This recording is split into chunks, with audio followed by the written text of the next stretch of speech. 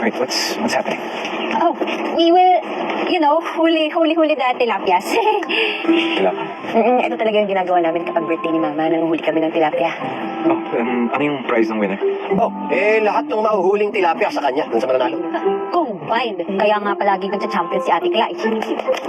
Well, learn from the best. Eat like the rest. Kung hindi ka komportable, okay lang hindi sumali, ha? No, of course, game ako. Wait, Sigurado ka? yeah, paano ba huliin yung tilapia? Do you use your hands? Hindi. Nakita mo yun? Yung lambat na yan, dyan tayo pupunta. Dyan tayo manguhuli ng isda. Tapos, gagamitin natin tong pangsalok. Tapos may gloves naman tayo dyan. Tsaka may timba. Dyan natin ilalagay yung nahuli natin isda. Yung may pinakamaraming nahuli isda, siya yung panalo. Paramihan tsaka pabilisan. Game? Okay. Yeah. Kaya mo? Yeah, of course. Ano ba nintay natin? Bisa tayo. Sige.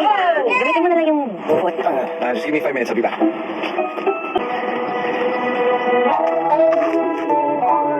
Lagi na umaawi